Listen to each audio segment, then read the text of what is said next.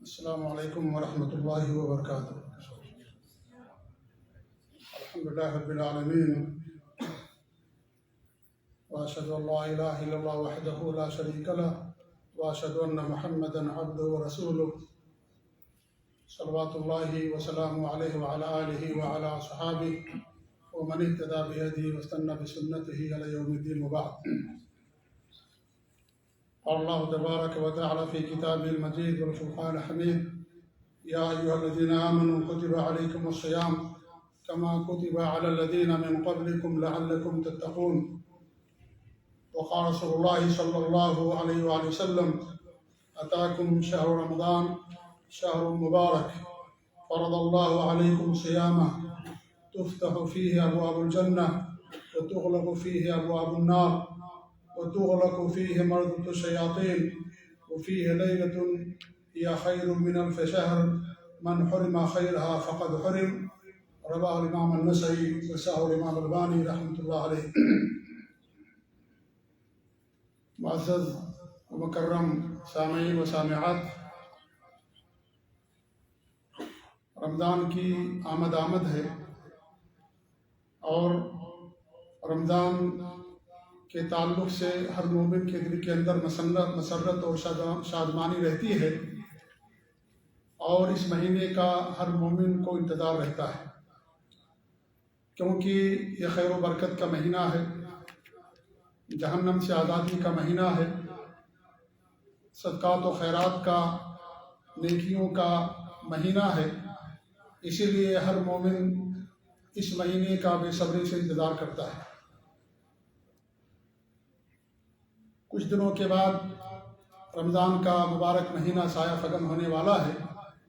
اسی کی مناسبت سے یہ موضوع آپ لوگوں کے سامنے رکھا گیا کہ رمضان سے پہلے ہمیں کیا کرنا چاہیے اور رمضان کا استقبال کس طریقے سے کرنا چاہیے۔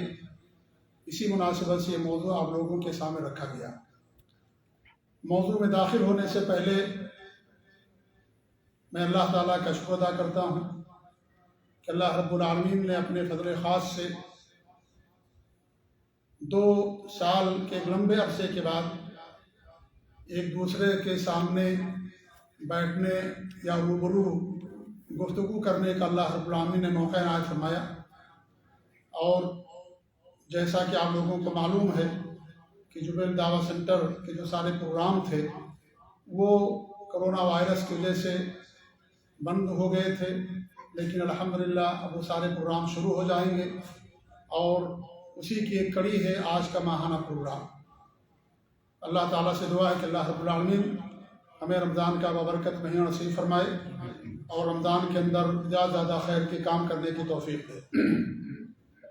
سب سے پہلی بات، رمضان سے پہلے کے موضوع پر جس کی طرف میں اپنے ان بھائیوں کو اور ان خواتین اور ماں اور بہنوں اور بیٹیوں کو جنہوں نے کسی شرعی عذر کی بنا پر رمضان کے روزے نہیں رکھ پائے تھے، ان کے لیے یہ مہینہ آخری مہینہ ہے۔ اب رمضان آنے میں صرف 6-7 دن باقی ہیں، لہذا ان کے اوپر فرض بنتا ہے، ضروری بنتا ہے کہ وہ رمضان کے روزوں کی قضا کر دیں۔ اگر وہ نہیں کریں گے تو گنہگار ہوں گے۔ یہ آخری مہینہ ہے جس تک اللہ رب العالمین نے ہمیں رخصت دی ہے اور مہلت دی ہے۔ اللہ کا ارشاد ہے: فمن شہد منکم الشہر فلیصم ومن کان مریضا او علی سفر فعدۃ من ایام اخر۔ جو رمضان کے مہینے میں حاضر ہو، مقیم ہو، اس پر روزہ رکھنا فرض ہے۔ جو بیمار ہو یا سفر پر ہو، وہ گنتی کو دوسرے مہینے کے اندر یا دوسرے دنوں میں پوری کرے۔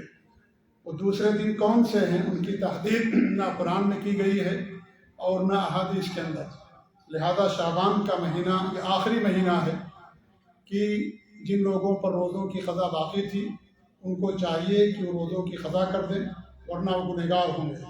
بہت سارے علماء نے بات بیان کی ہے کہ اگر کوئی روزوں کی قضا نہ کر سکا شعبان تک اور دوسرا رمضان آ گیا تو وہ گنہگار ہوگا، اور ساتھ ہی ساتھ روزوں کی قضا بھی ضروری ہے، اور ساتھ ہی ساتھ اس کے لیے فدیہ بھی ضروری ہے، کیونکہ اس نے کوتاہی کی، اور جو فرصت اور مہلت اللہ نے دی تھی اس فرصت اور مہلت کا اس نے فائدہ نہیں اٹھایا۔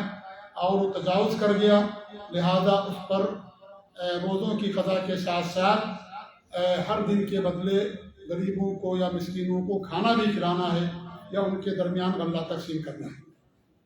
توبہ بھی ضروری ہے کیونکہ یہ بڑا گناہ ہے کہ انسان رمضان کے آنے سے پہلے روزوں کی قضا نہ کر سکے۔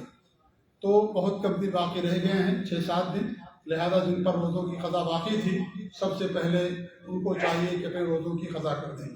دوسری بات یہ ہے کہ رمضان کا مہینہ بڑا عظیم مہینہ ہے۔ اس مہینے کے آنے سے پہلے ہمیں اس کی عظمت کا احساس ہونا چاہیے۔ یہ مہینہ تمام مہینوں کا سردار ہے۔ یہ واحد مہینہ ہے جس کا ذکر اللہ رب العالمین نے قرآن کریم میں نام کے ساتھ کیا ہے۔ شہر رمضان الذی انزل فیہ القرآن، کہ رمضان کا مہینہ وہ مہینہ ہے جس کے اندر قرآن کریم کو نازل کیا گیا۔ نہ صرف قرآن کریم بلکہ جتنی بھی آسمانی کتابیں اللہ نے انسانیت کی رشد و ہدایت کے لیے نازل فرمائیں، وہ سب کے سب رمضان کے بابرکت مہینے ہی میں نازل ہوئی، جیسا کہ واسع بن اسقر رضی اللہ تعالیٰ عنہ کی حدیث ہے، اور امام البانی رحمۃ اللہ علیہ نے اس حدیث کو حسن قرار دیا ہے۔ وہ کہتے ہیں کہ جتنی بھی آسمانی کتابیں ہیں اس کا خلاصہ یہی ہے کہ ان تمام آسمانی کتابوں کو اللہ رب العالمین نے رمضان کے مہینے میں نازل فرمایا کہ رمضان کا مہینہ بڑا عظیم مہینہ ہے۔ اس کے اندر جنت کے دروازوں کو اللہ تعالیٰ کھول دیتا ہے، جہنم کے دروازے بند کر دیے جاتے ہیں، شیطانوں کو جکڑ دیا جاتا ہے، روز آنا اللہ رب العالمین کی طرف سے لوگوں کو جہنم سے آزاد کیا جاتا ہے۔ یہ رمضان کی پوری راتوں کے اندر یہ عمل ہوتا ہے، ایسا نہیں ہے کہ رمضان کی آخری راتوں کے اندر، جیسا کہ ہمارے یہاں لوگوں نے مشہور کر دیا ہے کہ پہلا جو عشرہ ہے رحمت کا ہے، دوسرا عشرہ مغفرت کا ہے، اور تیسرا عشرہ جہنم سے آزادی کا ہے۔ اس تعلق سے جو حدیث بیان کی جاتی ہے وہ حدیث قطعاً صحیح نہیں ہے، بلکہ وہ منکر روایت ہے، اور صحیح بات یہ ہے جیسا کہ بخاری کی روایت ہے کہ جہنم سے آزادی کا عمل پوری رات ہوتا ہے، پورے مہینے ہوتا ہے۔ یہ نہیں کہ صرف آخری رمضان کی راتوں کے اندر یہ عمل ہوتا نہیں، بلکہ اللہ رب العالمین جیسے رمضان کا مہینہ شروع ہو جاتا ہے اس وقت سے لے کر کے جب تک رمضان ختم نہ ہو جائے ہر رات اللہ تعالیٰ لوگوں کو جہنم سے آزاد کرتا ہے۔ تو یہ بڑا عظیم مہینہ ہے جو مہینہ آنے والا ہے۔ اسی مہینے کے اندر اللہ رب العالمین نے روزوں کو فرض کر دیا ہے۔ فمن شہد منکم الشہر فلیصمہ، جو تم میں سے اس مہینے کو پائے وہ روزہ رکھے۔ روزہ رکھنا ہر مسلمان عاقل اور بالغ اور مقیم پر، اور جو قدرت رکھنے والا ہے اور جس کے پاس کوئی عذر نہیں ہے، ہر بندے پر اللہ رب العالمین نے روزوں کو فرض کر دیا ہے۔ اور روزہ بڑا ہی اہم عمل ہے۔ یہ روزہ ڈھال ہے جہنم سے۔ اس سے بھی اس مہینے کی عظمت کا احساس ہوتا ہے کہ روزہ ڈھال ہے جہنم سے، کیونکہ جہنم کو اللہ رب العالمین نے شہوتوں سے گھیر دیا ہے، اور شہوتوں کو توڑ دینے والی جو چیز ہے وہ روزہ ہے۔ اس لیے ابو امامہ الباہلی رضی اللہ تعالیٰ عنہ ایک صحابی ہیں، وہ اللہ کے رسول صلی اللہ علیہ وسلم سوال کرتے ہیں کہ ہمیں کوئی ایسا عمل بتائیے اور جس کی وجہ سے ہم جنت کے اندر داخل ہو جائیں۔ تو ہمارے نبی نے فرمایا علیک بالصوم فإنہ لا مثل لہ، تم کثرت سے روزے رکھو، کیونکہ روزے جیسی کوئی عبادت نہیں ہے جو انسان کو جہنم سے نجات دلا دے۔ یعنی بڑی اہم عبادت ہے یہ بھی، روزوں کی عبادت انسان کو جہنم سے بچانے کے لیے۔ تو رمضان کے مہینے میں اللہ رب العالمین نے ہمارے پر روزوں کو فرض کر دیا، اور جو انسان اللہ رب العالمین پر ایمان رکھتے ہوئے اور اسی سے اجر و ثواب کی امید رکھتے ہوئے روزہ رکھتا ہے، یعنی خالص اللہ رب العالمین کے لیے روزہ رکھتا ہے، لوگوں سے اجر کی یا لوگوں سے تعریف کی اس سے کوئی جستجو نہیں ہوتی ہے، تو اللہ رب العالمین اس کے سابقہ چھوٹے گناہوں کو معاف کر دیتا ہے۔ اللہ کے رسول کی حدیث من صام رمضان ایمانا واحتسابا غفر له ما تقدم من ذنبه، جو انسان یا جو شخص رمضان کے روزے رکھتا ہے اللہ پر ایمان رکھتے ہوئے اور اسی سے اجر و ثواب کی امید رکھتے ہوئے، تو اللہ رب العالمین اس کے سابقہ گناہوں کو معاف کر دیتا ہے۔ چھوٹے چھوٹے گناہوں کو، بڑے گناہوں کی مغفرت کے لیے توبہ ضروری ہے، بڑے گناہ توبہ کے بعد معاف ہوتے ہیں، لیکن چھوٹے گناہوں کو اللہ تعالیٰ نیک اعمال کی وجہ سے، نماز کی وجہ سے، روزوں کی وجہ سے، وضو کرنے کی وجہ سے، اور جو دیگر نیک اعمال ہیں، یہ اللہ تعالیٰ کی رحمت ہے، اس کی اور اس کا کرم اور اس کا احسان ہے کہ چھوٹے گناہوں کو اللہ رب العالمین ہمارے نیک اعمال کی وجہ سے معاف کر دیتا ہے۔ تو یہ جو مہینہ آنے والا ہے میرے بھائیوں بڑا ہی عظیم مہینہ ہے، اور اس طریقے سے بڑا ہی بابرکت مہینہ ہے، لہذا ہمیں بھی اس مہینے کی عظمت کا احساس ہونا چاہیے کہ جو مہینہ آنے والا ہے یہ عام مہینوں کی طریقے سے نہیں ہے، بلکہ تمام مہینوں میں سب سے افضل مہینہ اور تمام مہینوں کا سردار ہے۔ لہذا اگر ہمارے دل کے اندر اس مہینے کی عظمت کا احساس ہوگا تو انسان اس مہینے کا استقبال اچھے طریقے سے کرے گا اور اللہ رب العالمین کی عبادت صحیح معنوں میں کرے گا۔ تیسری چیز یہ ہے کہ ہمیں اللہ تعالیٰ سے دعا بھی کرنی چاہیے کہ اللہ تعالیٰ ہمیں رمضان کا بابرکت مہینہ نصیب فرمائے۔ سلف صالحین اللہ تعالیٰ سے دعا کیا کرتے تھے، اور جب رمضان کا مہینہ ملتا تھا تو نیک اعمال کی قبولیت کے لیے اور نیک اعمال کی توفیق کے لیے اللہ تعالیٰ سے دعا کیا کرتے تھے۔ لہذا ہمیں بھی دعا کرنی چاہیے۔ انسان کی زندگی دو سانسوں کے درمیان ہے، ایک انسان سانس لیتا ہے اور وہی سانس انسان کی اگر رک جائے تو انسان کی زندگی ختم ہو جاتی ہے اور اس کی زندگی جو ہے ختم ہو جاتی ہے۔ لہذا ہمیشہ انسان اللہ رب العالمین سے دعا کرے۔ ہو سکتا ہے کہ ہمیں رمضان کا مہینہ نہ ملے، کوئی نہیں جانتا ہے کب کس کی موت آ جائے، اسی لیے اللہ کے رسول صلی اللہ علیہ وسلم کی حدیث اکثر ذکر حاتم اللذات عنی الموت، لذتوں کو توڑ دینے والی چیز جو موت ہے اسے کثرت سے یاد کیا کرو۔ لہذا ہمیں دعا کرنی چاہیے کہ اللہ رب العالمین تمہیں رمضان کا بابرکت مہینہ نصیب فرما۔ اور جب رمضان کا مہینہ آتا تھا تو اللہ کے رسول صلی اللہ علیہ وسلم نے ایک مرتبہ لوگوں کے سامنے بیان کیا، جو حدیث میں نے آپ کو لوگوں کے سامنے پڑھی ہے خطبہ مسنونہ کے بعد یا مختصر خطبے کے بعد، جس میں اللہ کے رسول صلی اللہ علیہ وسلم فرمایا کہ اتاکم شہر رمضان شہر مبارک، تمہارے پاس رمضان کا مہینہ آ گیا، یہ آنے والا ہے، یہ بابرکت مہینہ ہے، اور بابرکت اس ناحیے سے ہے کہ اس کے اندر نیک عمل کرنے کا ثواب انسان کو دیگر مہینوں کے مقابلے میں زیادہ ملتا ہے۔ اس لیے صدقات و خیرات کا اجر اس مہینے میں زیادہ ہے، زکوٰۃ کا اجر زیادہ ہے، اور اس طریقے سے قرآن کی تلاوت کا اجر زیادہ ہے، اور رمضان کے مہینے میں روزوں کا فرض روزے ہیں ان کا اجر زیادہ ہے، اور ساتھ ہی ساتھ جو عمرہ کرتا ہے اس کو بھی اللہ رب العالمین زیادہ اجر دیتا ہے۔ اس مہینے میں عمرہ کرنے کا ثواب انسان کو حج کے برابر ملتا ہے۔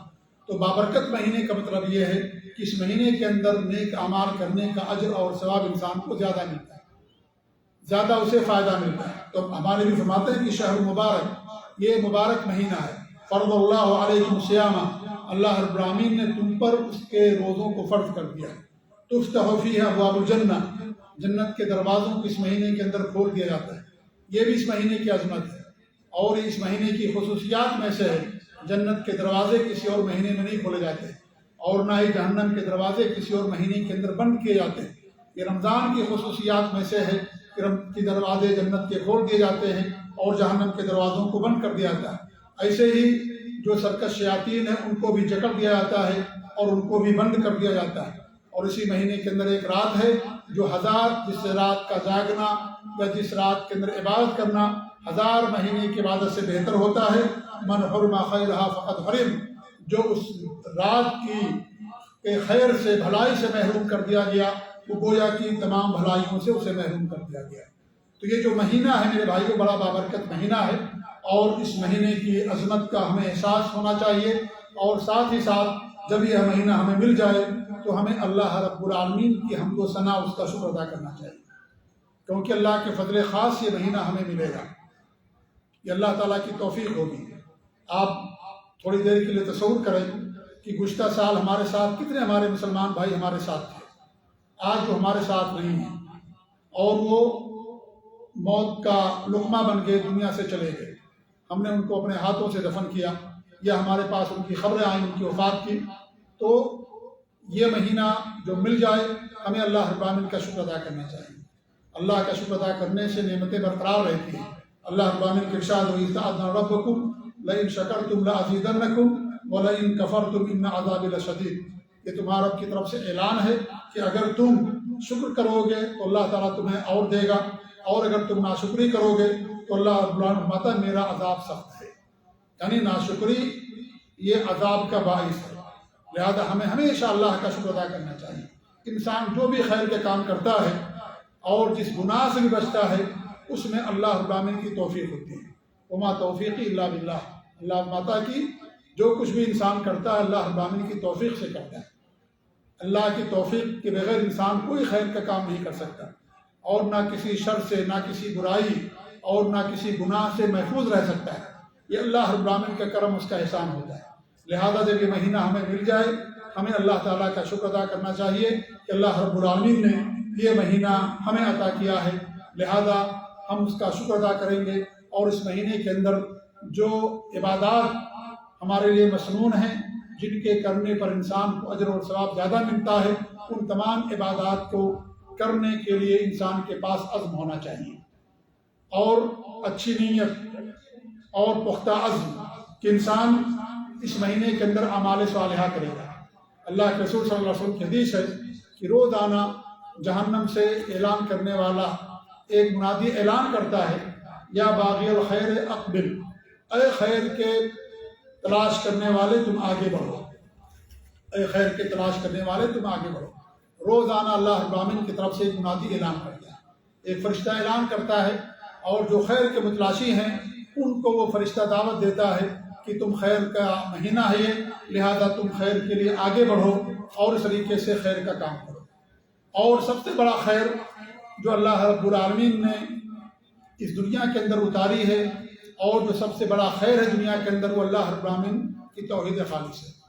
اس سے بڑا کوئی خیر نہیں دنیا کے اندر، کیونکہ انسان جو بھی خیر کرے گا ان تمام خیر کی قبولیت کا دار و مدار اسی خیر کے اندر ہے کہ انسان کے پاس توحید خالص ہو، خالص اللہ رب العالمین پر ایمان ہو۔ جب تک یہ چیز انسان کے پاس نہیں ہوگی، انسان جو بھی خیر کا کام کرے گا اس خیر کا اسے کوئی اجر آخرت کے اندر نہیں ملے گا۔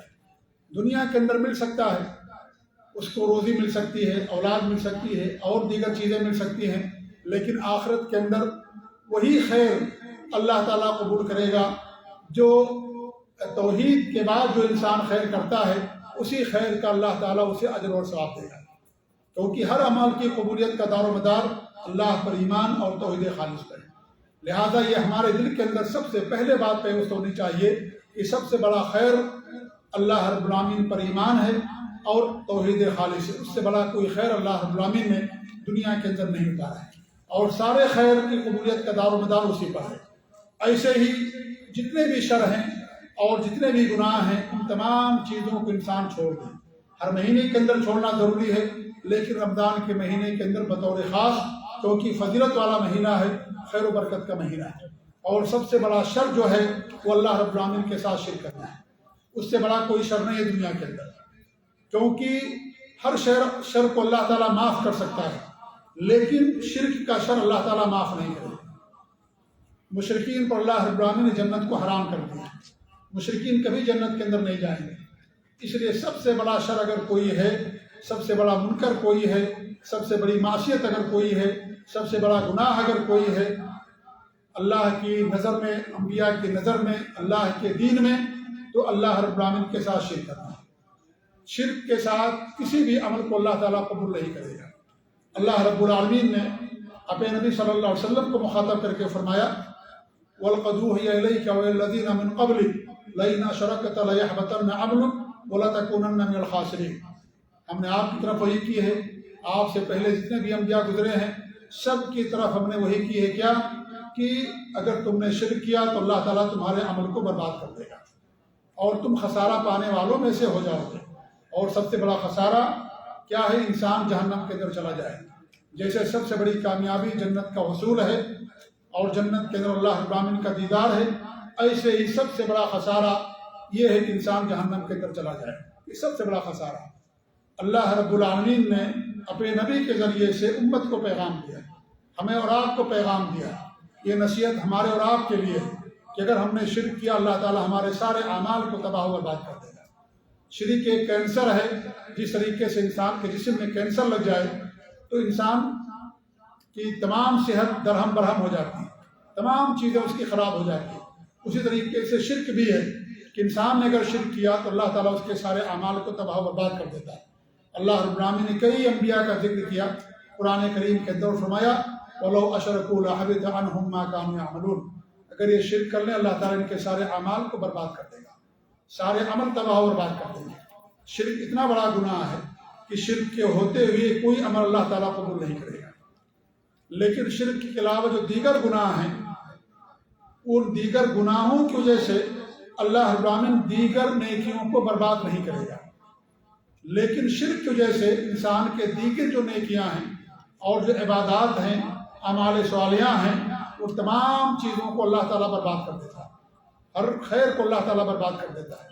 شرک کے وجود کے ساتھ یا شرک اگر پایا جاتا ہے کسی انسان کے عمل میں یا اس کی زندگی کے اندر، لیکن اگر انسان شرک نہیں کرتا ہے تو اللہ رب العالمین جو دیگر گناہ کرتا ہے انسان، اللہ رب العالمین کیا کرتا ہے؟ اللہ کی مشیت کے تحت ہے، اللہ تعالیٰ چاہے تو معاف کر دیا، معاف نہ کرے، لیکن دیگر نیکیوں کو اللہ تعالیٰ تباہ و برباد نہیں کرے گا۔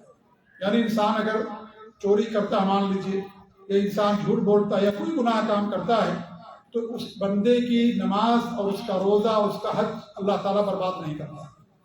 لیکن انسان اگر شرک کرتا ہے تو اس بندے کے تمام اعمال کو اللہ برباد کر دیتا ہے، اس کا روزہ بھی بیکار، اس کی نماز بھی بیکار، اس کی زکوٰۃ بھی بیکار، اس کا حج بھی بیکار، اس کی تمام نیکیوں کو اللہ العالمین تباہ و برباد کر دیتا ہے۔ اسی لیے ہر عمل کی قبولیت کے لیے توحید خالص کا ہونا اور اللہ العالمین کے ساتھ شرک نہ کرنا یہ ضروری ہے، یہ شرط ہے، تبھی اللہ العالمین انسان کے بندے کو یا بندے کے اعمال کو اللہ العالمین قبول کرتا ہے۔ تو جہاں ہمیں خیر کے پیچھے بھاگنا ہے اور خیر کو تلاش کرنا ہے، وہیں پر ہمارے لیے بھی ضروری ہے کہ ہم شر سے بھی بھاگیں اور شر سے دوری اختیار کریں۔ یا باغی شر اقصد، اے شر کے پیچھے پڑنے والے، اب رمضان آ گیا ہے، خیر و برکت کا مہینہ ہے، لہذا تم شر کو چھوڑ دو اور اللہ رب العالمین کی بات کے اندر آؤ اور تمام گناہوں کو چھوڑ دو اور اس طریقے سے نیک اعمال کرو، کیونکہ یہ نیک اعمال کا مہینہ ہے اور اللہ رب العالمین اس مہینے کے اندر بہت سارے نیک اعمال ہمارے اوپر واجب قرار دیے ہیں اور کچھ مسنون قرار دیے ہیں۔ اس طریقے سے شر کے اندر بدعت بھی آتی ہے، بدعت بھی بہت بڑا شر ہے، یہ بھی بہت بڑی گمراہی ہے۔ اللہ کے رسول صلی اللہ علیہ وسلم ہر خطبے کے اندر کہا کرتے تھے کہ ہر بدعت گمراہی اور ہر گمراہی انسان کو جہنم کے اندر لے جانے والی۔ تو بدعت بھی بہت بڑا شر ہے، جیسے شرک بہت بڑا شر ہے، بلکہ سب سے بڑا شر شرک ہے، ایسے بدعت بھی ایک بڑا شر ہے۔ اسی لیے اللہ کے رسول صلی اللہ علیہ وسلم ہمیشہ لوگوں کو بدعت سے دور رہنے کی تلقین کیا کرتے تھے۔ آج ہم دیکھتے ہیں کہ کس قدر لوگوں نے دین کے اندر بہت ساری بدعتیں ایجاد کر رکھی ہیں۔ رمضان کا مسئلہ ہی لے لیجیے، رمضان کا مہینہ آتا ہے، لوگ روزے کی شروعات ہی بدعت سے کرتے ہیں اور انسان زبانی طور پر نیت کرتا باقاعدہ، نویت نصوم غدا للہ سبحانہ وتعالی، میں نیت کرتا ہوں کہ کل اللہ العالمین کے لیے روزہ رکھوں گا، تو پھر روزے کی شروعات ہی انسان بدعت سے کرتا ہے، اور پھر جب روزہ افطار کرتا ہے تو اس کے اندر بھی آپ دیکھیں کہ اتنی زیادہ انسان تاخیر کر دیتا ہے جو کہ سنت کے خلاف ہے۔ اللہ کے رسول صلی اللہ علیہ وسلم کی حدیث ہے، جب سورج غروب ہو گیا تو پھر افطار کا وقت ہو گیا، اس کے لیے احتیاط کرنا، اس کے لیے انسان کا انتظار کرنا، کچھ منٹ اور انتظار کر لیں، اس کے بعد روزہ افطار کریں گے، یہ قطعاً صحیح نہیں ہے۔ اللہ کے رسول صلی اللہ علیہ وسلم کی حدیث ہے، ہماری امت خیر کے اندر رہے گی جب تک افطار کے اندر جلدی کرے گی اور اس طریقے سے سحری کے اندر تاخیر کرے گی۔ افطار میں جلدی کا مطلب یہ ہے کہ افطار کا وقت ہو گیا فوراً افطار کر لینا، یہ نہیں کہ افطار سے پہلے افطار کر لینا، وقت سے پہلے نہیں، سورج غروب ہو گیا افطار کا وقت ہو گیا، اس کے لیے انتظار کرنا 5 منٹ 4 منٹ یا اور کچھ منٹ انتظار کرنا، یہ بالکل صحیح نہیں ہے۔ ایسے آپ دیکھیے سحری کے اندر لوگ کیا کرتے ہیں، اذان سے 15 منٹ پہلے لوگ سحری کرنا بند کر دیتے ہیں، یہ بھی اللہ کے رسول کی سنت کی خلاف ورزی ہے۔ اللہ کے رسول صلی اللہ علیہ وسلم کی سنت کی خلاف ورزی ہے۔ آدمی اذان فجر تک سحری کر سکتا ہے اور سحری کے اندر انسان کو تاخیر کرنا چاہیے۔ یہود افطار میں تاخیر کرتے ہیں اور سحری میں جلدی کرتے ہیں، اس لیے اللہ کے رسول صلی اللہ علیہ وسلم نے ہمیں ان کی مخالفت کرنے کا حکم دیا ہے۔ انسان ہمیں کیا کرنا چاہیے، سحری میں تاخیر کرنا چاہیے، اور تاخیر کا مطلب یہ ہے کہ فجر کی اذان تک انسان سحری کر سکتا ہے۔ احتیاط کے طور پر 15 منٹ پہلے سحری بند کر دینا اور سحری نہ کرنا، یہ کسی بھی حدیث اس کا کوئی ثبوت نہیں ملتا، اور اسلام میں اس احتیاط کی کوئی گنجائش نہیں ہے۔ اللہ کے رسول صلی اللہ علیہ وسلم کی حدیث ہے کہ جب اذان دیں بلال تو تم کھاؤ اور پیو، کیونکہ وہ سحری کی اذان دیا کرتے تھے، سمجھ لیجیے، یا جب سحری کا وقت ہوتا تب اذان دیا کرتے تھے، جب بلال اذان دیں تو تم کھاؤ اور پیو، اور جب ابن ام مکتوم اذان دیں تو تم کھانے پینے سے رک جاؤ۔ آپ نے اذان تک کھانے پینے کی مہلت دی ہے، یعنی کہ اذان سے پہلے انسان 15 منٹ پہلے کھانا پینا چھوڑ دے اور کہے کہ احتیاط کا تقاضا یہ ہے کہ ہمیں پہلے چھوڑ دینا چاہیے، اللہ کے رسول صلی اللہ علیہ وسلم کی سنت سے اس کا کوئی ثبوت نہیں ملتا ہے۔ تو میرے بھائی بدعات بھی شر ہے، لہذا یا واقع شر اکثر کے اندر بدعات کا چھوڑ دینا بھی ہمارے لیے داخل ہے کہ انسان تمام بدعات کو چھوڑ دے، کیونکہ بدعات سے شیطان بہت زیادہ خوش ہوتا ہے، کیونکہ انسان جو بدعات کرتا ہے وہ ثواب سمجھ کے کرتا ہے۔ ایک انسان اگر کوئی گناہ کرتا ہے تو وہ ثواب سمجھ کے نہیں کرتا ہے، وہ جانتا ہے کہ گناہ ہے، اور ایک دن اللہ کی ذات سے امید ہوتی ہے کہ اسے توبہ کی توفیق ہوگی، اس لیے شیطان اسے زیادہ خوش نہیں ہوتا ہے، بدعت سے زیادہ خوش ہوتا ہے۔ کیوں؟ اس لیے کہ بدعتی بدعت کو ثواب سمجھ کے کرتا ہے اور سنت سمجھ کے کرتا ہے، لہذا جو انسان کسی عمل کو سنت سمجھ کے کرے گا ظاہر بات ہے وہ اس کو کبھی نہیں چھوڑے گا۔ اس لیے ہمیں چاہیے کہ بدعت سے بھی ہم توبہ کریں۔ اللہ کے رسول صلی اللہ علیہ وسلم قیامت کے دن بدعتیوں کو اپنے حوض سے بھگا دیں گے اور انہیں پانی نصیب نہیں ہوگا۔ اللہ کے رسول صلی اللہ علیہ وسلم سے کہا جائے گا کہ یہ سب بدعتی ہیں جو کیا کرتے تھے اور آپ کے بعد دین کے اندر نئی نئی چیزیں انہوں نے پیدا کر دی تھی، لہٰذا اللہ کے رسول صلی اللہ علیہ وسلم ان لوگوں کو دین اپنے حوض سے بھگا دیں گے اور ان کو پانی نہیں پلائیں گے۔ تو معلوم یہ ہوا کہ میرے بھائیوں کہ ہمیں روزے کی ہر طرح سے حفاظت کرنا ہے، اور تمام شر سے اور تمام گناہوں سے، تمام بدعات اور خرافات سے، ان تمام چیزوں سے ہمیں روزے کی حفاظت کرنا ہے۔ روزے کو اللہ رب العالمین نے کس لیے فرض کیا ہے؟ اس کا ایک مقصد ہے، اور وہ مقصد کیا ہے؟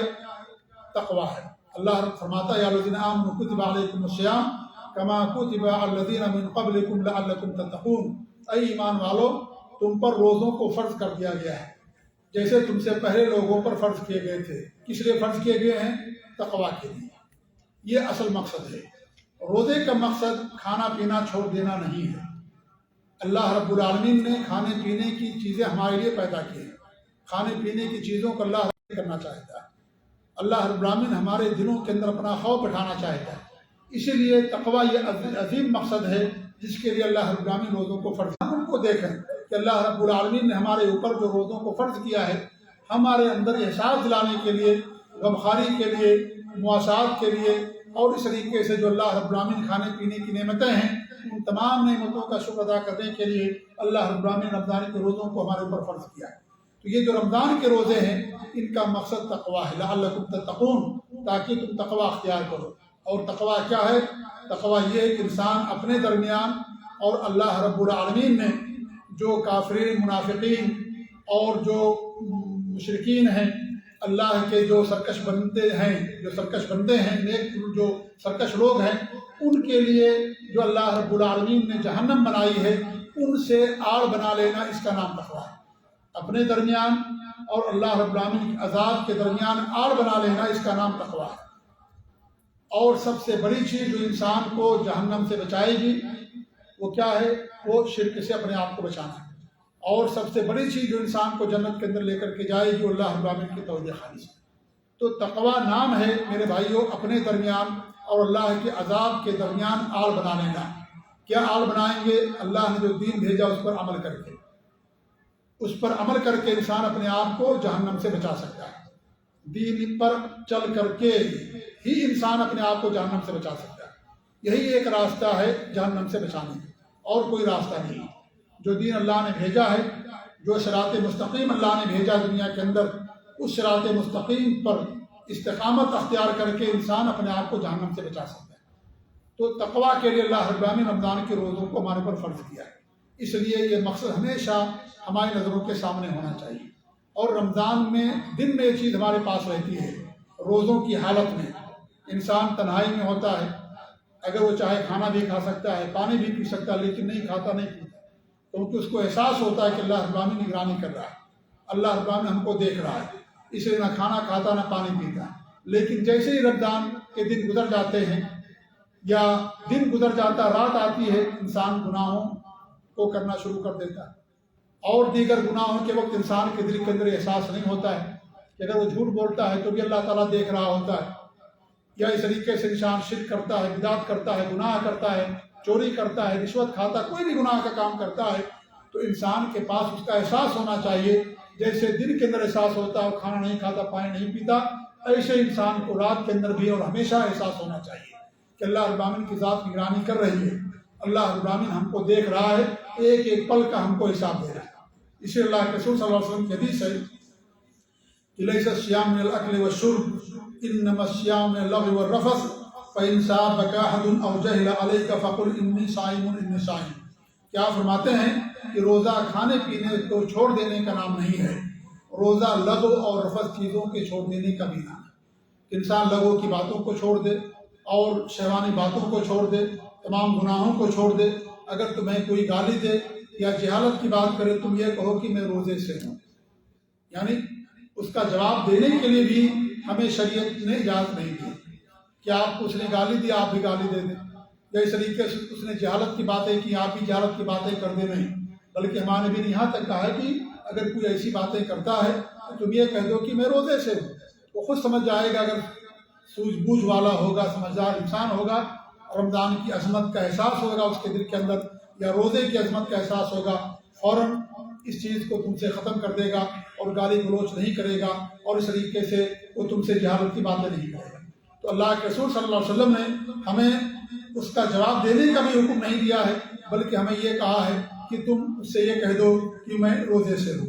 اس لیے اللہ کے رسول صلی اللہ علیہ وسلم کی حدیث ہے، کتنے ایسے روزے دار ہیں جنہیں بھوک اور پیاس کے سوا کوئی چیز حاصل نہیں ہوتی، بھوکے رہتے ہیں، پیاسے رہتے ہیں، کیونکہ جس مقصد کے لیے اللہ نے روزہ فرض کیا ہے وہ مقصد ان کو حاصل نہیں ہوتا ہے، اور تقویٰ دل ہمارے اندر پیدا نہیں ہوتا ہے۔ اسی لیے اللہ کے رسول صلی اللہ علیہ وسلم کی حدیث ہے کہ جسے رمضان کا مہینہ مل جائے اور اپنے گناہوں کی مغفرت نہ کروا سکے، ایسے لوگوں پر ہمارے نبی صلی اللہ علیہ وسلم نے بد دعا فرمائی، حضرت جبریل امین نے بد دعا کی اور ہمارے نبی نے اس پر آمین کہی ہے۔ تو میرے بھائیوں، رمضان کا جو روزہ ہے ہمارے اصلاح کے لیے، ہمارے گناہوں کی مغفرت کے لیے اور تقویٰ کے لیے اللہ رب العالمین نے رمضان کے روزوں کو فرض کیا۔ رمضان کا مہینہ آ گیا، تقویٰ نہ پیدا ہو، یا رمضان کا مہینہ گزر گیا تقویٰ نہ پیدا ہو، تو ہمیں خود احساس کر لینا چاہیے کہ گویا کہ ہم مقصد کو پانے میں ناکام رہے، اور جس مقصد کے لیے اللہ نے روزہ فرض کیا تھا وہ مقصد گویا کہ ہم سے فوت ہو گیا ہے۔ لہذا انسان اس مقصد کو ہمیشہ اپنی نگاہوں کے سامنے رکھے، انسان توبہ کرے، رمضان سے پہلے توبہ کرے، انسان ہر گناہ سے توبہ کرے، اور توبہ کا دروازہ اللہ رب العالمین نے ہمیشہ ہمارے لیے کھول دیا ہے۔ اور ایسا نہیں کہ صرف رمضان کے لیے توبہ، بلکہ توبہ تو ہمیشہ انسان کو کرنا ہے، کیونکہ توبہ بہت ہی اہم عمل ہے۔ اللہ رب العالمین توبہ کرنے والوں سے کو پسند کرتا ہے، اور توبہ جب انسان کرتا ہے تو اللہ تعالیٰ اس کے گناہوں کو معاف کر دیتا ہے۔ لیکن توبہ کس چیز کا نام ہے؟ توبہ صرف یہ نہیں نام ہے کہ میں نے توبہ کر لیا، زبان سے ادا کر دیا، نہیں، توبہ عمل ہے، یہ انسان کو عمل کر کے دکھانا ہے۔ صرف زبانی طور پر کہہ دینے سے انسان کا توبہ نہیں ہوتا ہے۔ اور آج ہم نے یہی سمجھ لیا ہے کہ کوئی گناہ کرتے تو کہتے اللہ توبہ اللہ توبہ، اور ہم سمجھتے ہیں کہ ہم نے توبہ کر دی۔ توبہ یہ عمل ہے، یہ انسان کو کر کے دکھانا ہے۔ اس لیے توبہ کی شرطیں ہیں۔ پہلی شرط یہ کہ انسان اس گناہ کو فوراً چھوڑ دے، دوسری شرط یہ کہ انسان عزم کرے کہ گناہ نہیں کرے گا، تیسری شرط یہ کہ انسان کو اس گناہ پر افسوس اور ندامت ہو۔ یہ اگر گناہ انسان اور بندے کے درمیان ہے تو یہ اللہ کے درمیان ہے، اور اگر یہ گناہ انسان اور بندے کے درمیان ہے تو ساتھ ہی ساتھ اور بھی شرط یہ ہے کہ اگر اس نے اس بندے پر ظلم کیا ہے تو دنیا کے اندر تلافی کر لے، جا کر کے اس سے معافی مانگ لے، یا اس طریقے سے کسی کے پیسے کھا لیے ہیں، کسی کی زمین پر قبضہ کر لیا ہے، یا اس طریقے سے اس کا حق کھا لیا ہے تو اس کے حق کو واپس کر دے، یہ بھی اس کے لیے ضروری ہے۔ بندے اور انسان کے درمیان، بندوں کے درمیان جو گناہ ہوتے ہیں ان گناہوں کو دنیا کے اندر ہی تلافی کر لینا ضروری ہے، کیونکہ بندوں کے حقوق اس وقت تک معاف نہیں ہوں گے جب تک کہ بندہ نہیں معاف کرے گا۔ اللہ تعالیٰ اپنا حق معاف کر سکتا ہے شرک کے علاوہ، اللہ تعالیٰ شرک نہیں معاف کرے گا، باقی دیگر گناہوں کو اللہ معاف کر سکتا ہے، لیکن جو بندوں کے حقوق ہیں وہ اللہ تعالیٰ اسے نہیں معاف کرے گا۔ یہ جب تک بندہ نہیں معاف کرے گا جب تک وہ گناہ معاف نہیں ہوں گے۔ انسان اگر موحد ہے، انسان اگر زندگی میں کبھی اس نے شرک نہیں کیا، لیکن حقوق العباد اس نے ادا نہیں کیے، اور اس کے پاس حقوق العباد کے جو گناہ ہیں ان گناہوں کی تلافی کے لیے اس کے پاس نیکیاں کم پڑ گئیں، اور دنیا میں اس نے اپنے گناہوں کو نہیں معاف کروایا بندوں سے، جس کے ساتھ سے ظلم زیادتی کیا، تو موحد ہونے کے ساتھ ساتھ وہ جہنم کے اندر جائے گا، وہ جہنم کے اندر جائے گا، کیونکہ بندوں کے حقوق اللہ نہیں معاف کرے گا۔ جب تک کہ بندہ نہیں معاف کر دے گا۔ اس لیے ہمیں میرے بھائیوں بندے کو حقوق کی اہمیت کو سمجھنے کی ضرورت ہے۔ آج بہت سارے ہم میں سے ایسے لوگ ہیں جو موحدین ہیں، بہت بڑی فضیلت کا کام کرتے ہیں، الحمدللہ، اللہ تعالیٰ سب کو توحید خالص پر قائم رکھے اور شرک سے محفوظ رکھے، لیکن میرے بھائی حقوق العباد بھی بہت اہم ہے۔ یہ جب تک دنیا میں نہ معاف کروا لیں اس وقت تک وہ معاف نہیں ہوگا، اور آخرت میں جب ہم پہنچیں گے تو پھر ہماری نیکیاں دے دی جائیں گی جن پر ہم نے ظلم کیا ہوگا، اور اگر نیکیاں برابر سرابر ہو گئی اور ہمارے پاس نیکیاں بچ گئی، اللہ کی رحمت شامل حال رہی، اگر ہم اتنے نیک اور متقی تھے تو پھر جنت کے اندر انسان جا سکتا ہے۔ لیکن اگر نیکیاں ختم ہو گئی ہماری، اس بندے کے گناہوں کو ہمارے اوپر ڈال دیا جائے گا اور پھر اس کو جہنم میں داخل کر دیا جائے گا۔ اس لیے حقوق العباد کی اہمیت کو سمجھنے کی ہمیں ضرورت ہے کہ حقوق العباد کتنا اہم ہے۔ اللہ کے رسول صلی اللہ علیہ وسلم کی حدیث ہے کہ جو انسان کے گناہ ہیں 3 درجے کے ہوتے ہیں۔ ایک گناہ تو ایسا ہے جس کو اللہ رب العالمین نہیں معاف کرے گا اور وہ شرک کا گناہ ہے، اور کچھ گناہ ایسے ہیں جن کو اللہ رب العالمین کی پرواہ نہیں، اللہ تعالیٰ معاف کر دے گا، وہ شرک کے علاوہ دیگر گناہ۔ تیسرا جو دفتر تیار ہو رہا ہمارے گناہوں کا، حقوق العباد کا، اللہ فرماتا ہے، اللہ کے رسول کی حدیث ہے کہ اللہ رب العالمین اس وقت تک نہیں معاف کرے گا جب تک کہ بندے اسے معاف نہیں کر دیں گے۔ تو حقوق العباد میرے بھائیوں بندوں کے حقوق بہت زیادہ ضروری ہے، اس پر بھی ہمیں توجہ دینے کی ضرورت ہے۔ توحید خالص کام آئے گی آپ کے لیے، لیکن جہنم کی سزا پانے کے بعد، اور جہنم کی سزا کوئی معمولی سزا نہیں ہے، یہ دنیا کی کوئی معمولی سی آگ نہیں جسے ہم برداشت کر لیں۔ دنیا کی آگ برداشت نہیں کر سکتے تو جہنم کی آگ انسان کیسے برداشت کر سکتا ہے؟ اس لیے انسان کو چاہیے کہ سچی توبہ کرے، اور اگر وہ بندوں سے متعلق ہے دنیا ہی کے اندر تلافی کر لے اور دنیا ہی کے اندر جا کر کے معاف کروا لے۔ اللہ رب العالمین تواب ہے، توبہ قبول کرنے والا ہے، اور اللہ رب العالمین اس بندے سے خوش ہوتا ہے جو بندہ توبہ کرتا ہے۔ اللہ کے رسول صلی اللہ علیہ وسلم کی حدیث ہے کہ اللہ رب العالمین جب بندہ توبہ کرتا ہے اس سے بھی زیادہ خوش ہوتا ہے اس مسافر سے بھی جو آدمی سفر پر ہو اور اس کی سواری گم ہو جائے، اس سواری پر اس کا سارا سامان موجود ہو اور تلاش بسیار کے بعد سواری اس کو نہیں ملی، ایک درخت کے نیچے بیٹھ کر کے آرام کرنے لگتا ہے، اور جب اس کی آنکھ کھلتی ہے تو سواری اس کے سامنے موجود ہوتی ہے، اتنا خوش ہوتا ہے کہ وہ اس کی زبان سے یہ ادا ہو جاتا ہے کہ اللہ تعالیٰ تو میرا غلام ہے، میں تیرا رب ہوں، اور وہ غلطی کر بیٹھتا ہے خوشی زیادہ ہونے کی وجہ سے۔ تو اللہ رب العالمین اس سے بھی زیادہ جب انسان توبہ کرتا ہے تو اللہ تعالیٰ اس سے خوش ہوتا ہے۔ اور اللہ رب العالمین ہمیں بار بار مخاطب کیا ہے کہ بندو تم نے جو اپنے اوپر ظلم کر رکھا ہے یا تم نے گناہ رکھ کر رکھے ہیں، اللہ رب العالمین کی رحمت سے مایوس نہ ہو اور تم توبہ کرو، کیونکہ اللہ رب العالمین توبہ کو قبول کرنے والا ہے۔ اس طریقے سے میرے بھائیوں ایک اور چیز جس پر ہمیں توجہ دینے کی ضرورت ہے ہمیشہ، وہ یہ ہے کہ ہمارا جو باطن ہے یا ہمارا جو خلوت ہے ہماری ظاہر سے زیادہ بہتر ہونی چاہیے۔ ظاہر سے زیادہ ہمارا جو باطن ہے ہمیں اس کی اصلاح کرنی چاہیے، دل کی اصلاح پر ہمیں توجہ دینے کی ضرورت ہے، اور رمضان کا مہینہ ہمارے دلوں کی اصلاح کرتا ہے۔ اس لیے تقویٰ کے مقصد کے لیے اللہ رب العالمین نے رمضان کے روزوں کو ہمارے پر فرض کیا ہے۔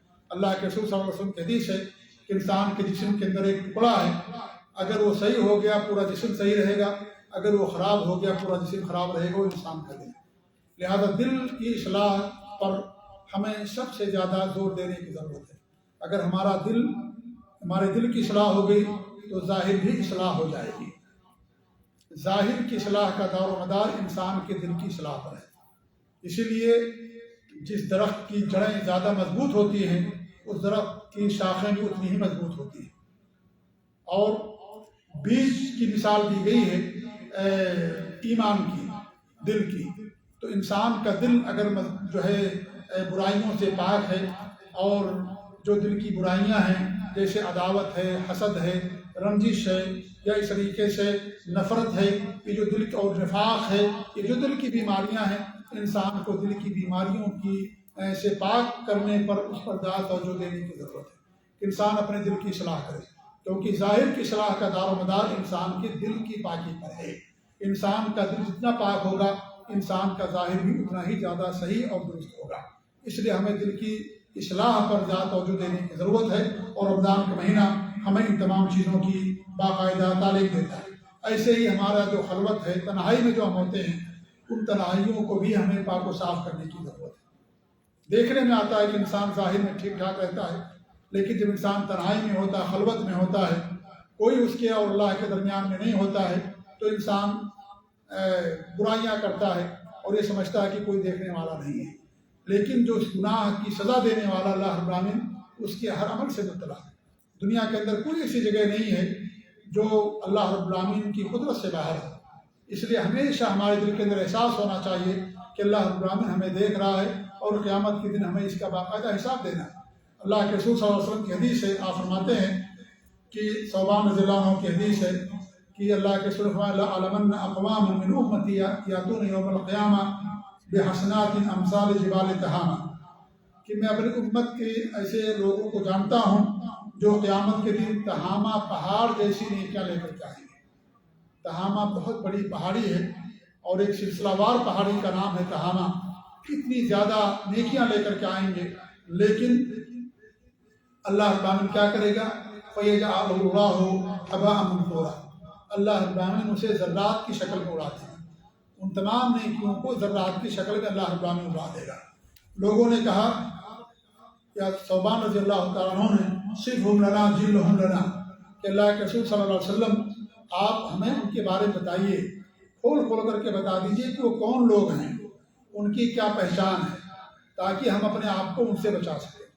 آپ دیکھیں صحابہ کرام کی جستجو اور خیر کی طلب اور شر سے دوری کا جذبہ، کہ وہ صحابہ کرام اللہ کے رسول صلی اللہ علیہ وسلم سے شر کے بارے میں پوچھا کرتے تھے کہ ایسا نہ ہو کہ شر ہمارے اوپر آ جائے اور ہمیں پتہ ہی نہ ہو کہ وہ شر ہے۔ تو صحابہ کرام نے کہا ثوبان رضی اللہ عنہ نے کہ اللہ کے رسول صلی اللہ علیہ وسلم لوگوں کے بارے میں بتائیے، وہ کون لوگ ہیں جن کے پاس اتنی زیادہ نیکیاں ہوں گی تہامہ پہاڑ کے برابر، اور پھر اللہ تعالیٰ ان کی نیکیوں کو برباد کر دے گا اور ذرات کی شکل میں اڑا دے گا۔ کون لوگ ہیں؟ کہ ایسا تو نہیں ہے کہ وہ چیز ہمارے اندر بھی پائی جاتی ہے، لہذا آپ ان کے بارے میں بتائیے۔ لہذا ہمیں چاہیے جیسے ہم خیر کے بارے میں جاننا چاہتے ہیں، ایسے ہمیں چاہیے کہ ہم شر کے بارے میں بھی جانیں کہ شر کیا ہے، تاکہ اپنے آپ کو شر سے بچا سکیں۔ کیونکہ بہت سارے لوگ شر کو خیر سمجھ کے کرتے ہیں، حالانکہ وہ شر ہے قرآن و سنت کی روشنی میں، وہ خیر نہیں ہے، وہ برائی ہے، لیکن لوگ اسے خیر سمجھ کے کرتے ہیں۔ تو ہمیں جاننا چاہیے کہ شر کیا ہے، تاکہ ہم اپنے آپ کو شر سے بچا سکیں۔ تو صحابہ کرام نے کہا کہ آپ ہمارے بارے میں آپ بتائیے ان لوگوں کے بارے میں، ان کی صفات بیان کیجیے اور اس طریقے سے ان کے اوصاف بیان کریں تاکہ ہم اپنے آپ کو ان سے دور رکھ سکیں۔ تو ہمارے نبی نے فرمایا اما انہم اخوانکم ومن جلدتکم، وہ تمہارے دینی بھائی ہی ہوں گے اور تمہارے ہی جیسے ہوں گے۔ وَيَأْخُذُونَ مِنَ اللَّيْلِ كَمَا تَأْخُذُونَ، اور راتوں کو تہجد بھی پڑھنے والے ہوں گے جیسے کہ تم تہجد پڑھتے ہو۔ نیکیوں کی کمی نہیں ہوگی ان کے پاس، نیکیاں ہوں گی، تہجد گزار ہوں گے، اور تہامہ پہاڑ جیسی کے برابر ان کے پاس نیکیاں ہوں گی۔ وَلَكِنَّهُمْ أَقْوَامٌ إِذَا خَلَوْا بِمَحَارِمِ اللَّهِ انتَهَكُوهَا، لیکن ایسے لوگ ہوں گے جب خلوت میں ہوں گے، ان کے سامنے نہیں کوئی ہوگا تو پھر برائیاں کرنا شروع کر دیں گے۔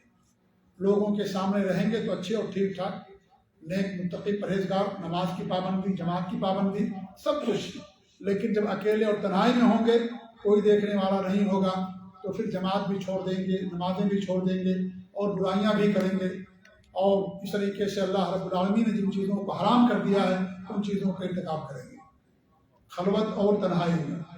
اس لیے خلوت ہماری جلوہ سے زیادہ بہتر ہونی چاہیے، خلوت کی زیادہ ہمیں اصلاح کی فکر ہونی چاہیے۔ اگر ہمارا جلوہ ٹھیک ہے، ظاہر میں ہم ٹھیک ہے، لیکن اگر اندر ٹھیک نہیں میرے بھائیوں، تو ہمارے نبی نے فرمایا کہ اللہ تعالیٰ ایسے لوگوں کی ساری نیکیوں کو ذرات کی شکل میں اڑا دے گا۔ ہمارے پاس موبائل ہوتا ہے اور موبائل انسان دیکھتا ہے، کوئی سمجھتا ہے کہ کوئی دیکھنے والا نہیں ہے۔ موبائل پر گانے آتے ہیں، فلمیں آتی ہیں، ننگی فلمیں آتی ہیں، ننگی چیزیں آتی ہیں، انسان اس کو دیکھتا رہتا ہے اور یہ سمجھتا ہے کہ کوئی دیکھنے والا نہیں۔ اور ایسا بھی ہو سکتا ہے کہ انسان دیکھتے دیکھتے اسی پر اس کی وفات ہو جائے۔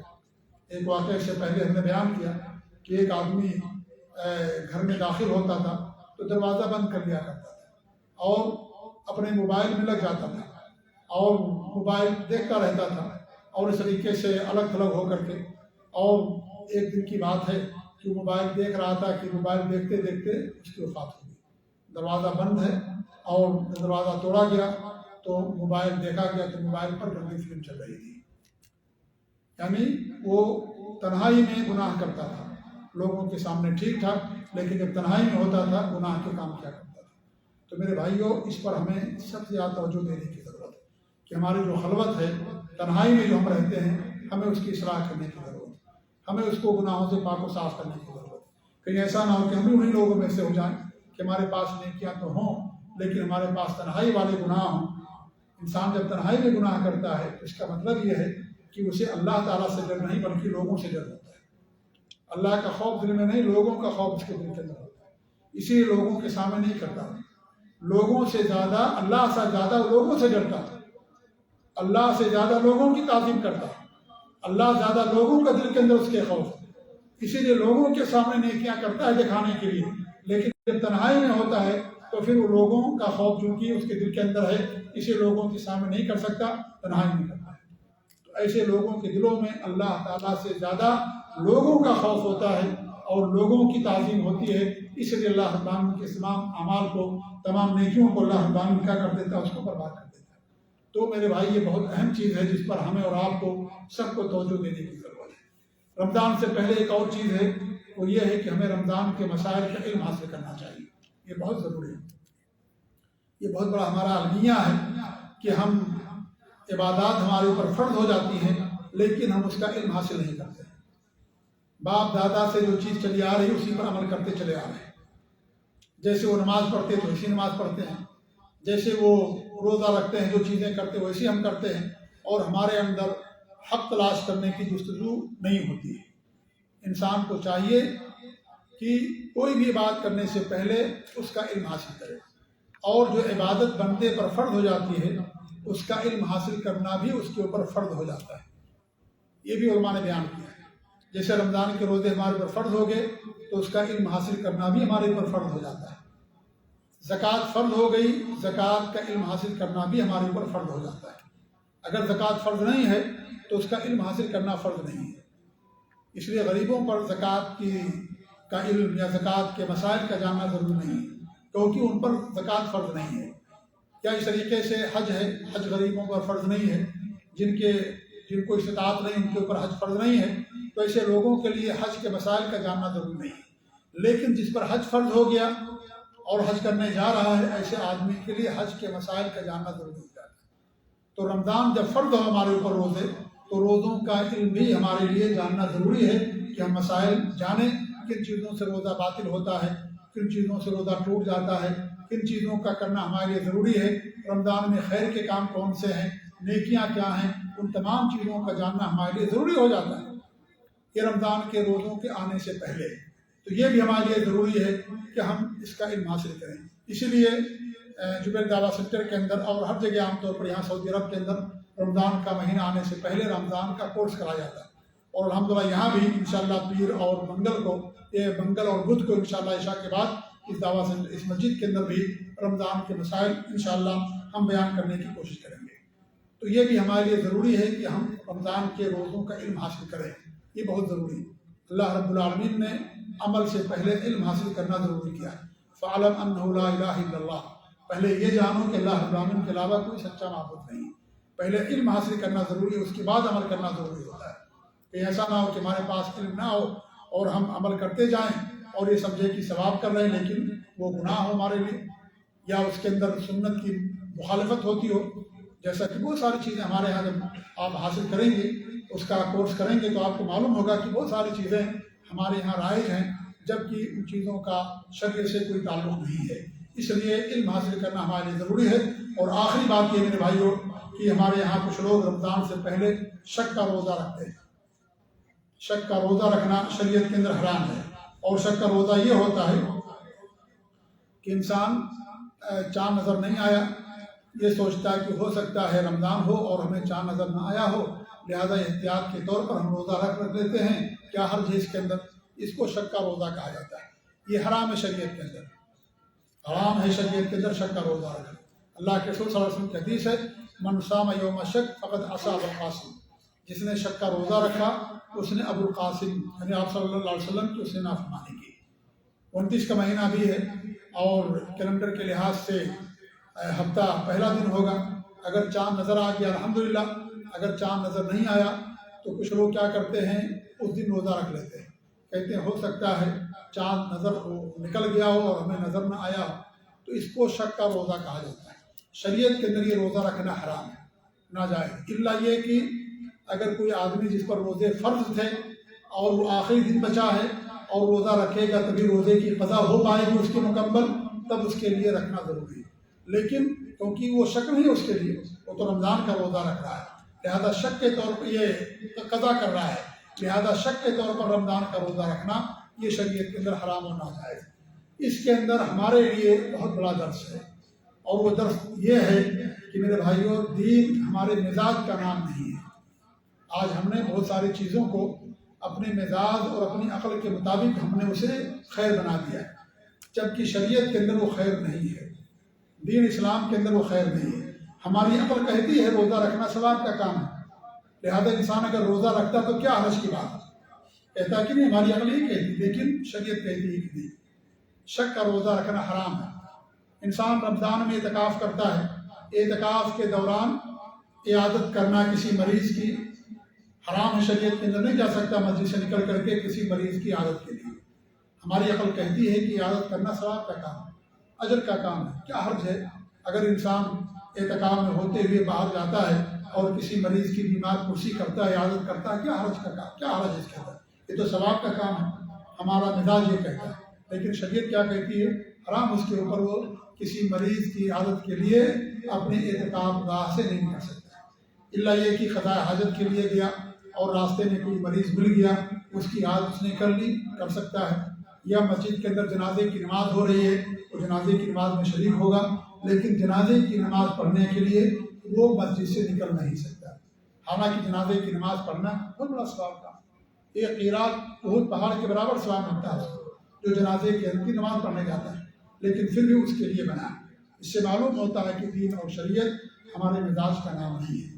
آج ہمارے یہاں لوگ ایسی فتویٰ دیتے ہیں کہ عرض کی بات کر لیجیے، ثواب ہی کا کام ہے، بہت ساری چیزیں ہمارے یہاں لوگوں نے ایسی رائج کر دیا، قرآن خوانی جیسے مان ہمارے یہاں ہوتا ہے، کیا حرج ہے، قرآن پڑھنا ثواب ہی کا کام ہے، کیا حرج کیا، لوگوں نے اسی بنیاد پر اس کو حلال کر لیا۔ اتنی ساری چیزیں ہیں، اگر ان ساری چیزوں کو بیان کیا جائے تو ایک لمبی فہرست ہے جس کی کوئی دلیل کتاب و سنت کے اندر نہیں ہے، لیکن انہوں نے صرف اپنے مزاج کی بنا پر اور اپنی عقل کی بنا پر اس کو جائز کر دیا، اس کو سنت کا لبادہ بنا دیا۔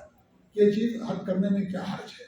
تو میرے بھائیو، یہ حدیث اللہ کے رسول کی کہ جس نے شک کا روزہ رکھا اس نے ابو القاسم کی نافرمانی کی، یہ ہمیں اس بات کی دعوت دیتی ہے کہ انسان کو چاہیے کہ وہی عمل کرے جس کی دلیل کتاب اللہ اور سنت رسول سے ہو۔ اگر دلیل نہیں ہے تو عمل صحیح نہیں ہو سکتا ہے۔ حضرت عمر بن خطاب رضی اللہ تعالیٰ عنہ نے حجر اسود کو بوسہ دیا، کیا کہا انہوں نے؟ حجر اسود کو بوسہ دیتے وقت کیا کہا انہوں نے؟ یہ کہا کہ حجر اسود ہم تجھے جانتے ہیں، تو نفع نقصان کا مالک نہیں ہے، اور لیکن اگر ہم اللہ کے رسول کو تجھے بوسہ دیتے ہوئے نہ دیکھتے ہم تجھے کبھی بوسہ نہیں دیتے۔ امام البانی رحمۃ اللہ علیہ نے یہ حدیث بیان کی ہے اور بہت پیاری بات بیان کی ہے۔ کہتے ہیں کہ حدیث میں عمر فاروق نے یہ نہیں کہا، فلسفہ انہوں نے نہیں بگاڑا، انہوں نے عقل کی بات نہیں کی، تو جنت سے آیا ہوا پتھر ہے، تو قیامت کے دن گواہی دے گا، اس لیے ہم تجھے بوسہ دے، نہیں کہا۔ انہوں نے یہ کہا کہ تجھے اللہ کے رسول کو بوسہ دیتے ہوئے نہ دیکھا ہوتا تو میں تجھے کبھی بوسہ نہیں دیتا، لہذا وہی عمل جائز ہوگا جس کا ثبوت ہوگا اللہ کے رسول صلی اللہ علیہ وسلم کی سنت سے، جو ہمارے نبی نے کیا ہوگا۔ انہوں نے فلسفہ نہیں بگاڑا ہماری طریقے سے کہ قرآن پڑھنا ثواب کا کام ہے، کیا حرج ہے پڑھیے، قرآن سورہ یاسین پڑھنا ثواب کا کام ہے، کیا حرج ہے کریے، اور جو ہے کتنی چیزیں ہمارے معاشرے کے اندر لوگوں نے رائج کر رکھی ہیں، کیا حرج کی بات ہے کریے۔ میرے بھائیوں، یہ انہوں نے نہیں کہا کہ تو جنت سے آیا ہوا ہے، بڑا بابرکت ہے، جنت میں تھا تو پہلے، اور اس طریقے سے قیامت کے دن گواہی دے گا۔ انہوں نے دلیل پیش کی کہ ہمارے نبی نے تجھے بوسہ دیا اس لیے ہم تجھے بوسہ دیتے ہیں، لہذا جس عمل کی دلیل ہوگی کتاب اللہ سنت رسول سے وہی عمل کرنا جائز ہوگا، اور جس کی دلیل نہیں ہوگی وہ عمل میرے بھائی جائز نہیں ہوگا، بدعت ہوگا، اگرچہ ہماری عقل اس کو بہتر کہے، اگرچہ ہماری عقل اس کو جائز کہے یا سنت قرار دے دے، وہ عمل جائز نہیں ہوگا۔ یہ کچھ باتیں تھیں آج کے اس موضوع کے حوالے سے جو میں نے آپ لوگوں کے سامنے بیان کی ہیں۔ اگر بات لمبی ہو گئی ہوگی تو میں معذرت چاہتا ہوں۔ 2 سال کے بعد آپ لوگوں سے ملاقات ہوئی، اس لیے دل چاہا کہ زیادہ دیر تک آپ لوگوں کے ساتھ رہیں، اس لیے بات لمبی ہوگی۔ اللہ تعالیٰ سے ہماری دعا یہی ہے کہ اللہ رب العالمین ہمیں رمضان کا مہینہ نصیب فرمائے اور رمضان کے مہینے میں زیادہ زیادہ خیر کے کام کرنے کی توفیق دے. ہر شر سے، ہر براس سے، ہر خرافات سے اللہ رب العالمین ہم سب کی حفاظت فرمائے. اللہ رب العالمین ہمارے دلوں کی اصلاح کرے، ہمارے باطن کو اللہ تعالیٰ ہمارے ظاہر سے زیادہ بہتر بنائے. اللہ تعالیٰ ہمارے دلوں کو ہر شر سے اور ہر گندگی سے محفوظ رکھے. اللہ رب العالمین ہمیں توحید خالص کو قائم رکھے. آمین رب العالمین. وصلی اللہ علیہ محمد وعلی آلہ وصحبہ اجمعین. جزاکم اللہ خیر. السلام علیکم ورحمۃ اللہ وبرکاتہ.